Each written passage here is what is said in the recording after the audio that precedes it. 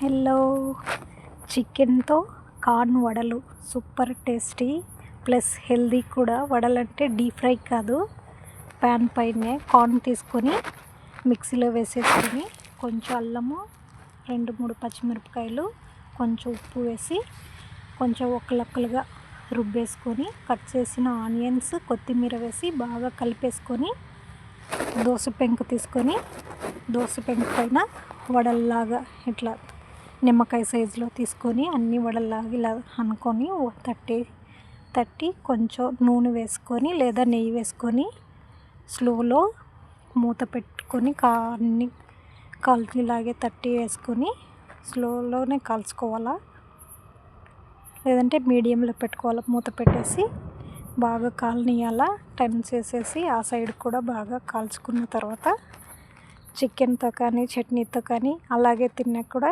హెల్తీగా టేస్టీగా ఉంటాయి. అందరూ ట్రై చేయండి. అంతే, రెడీ.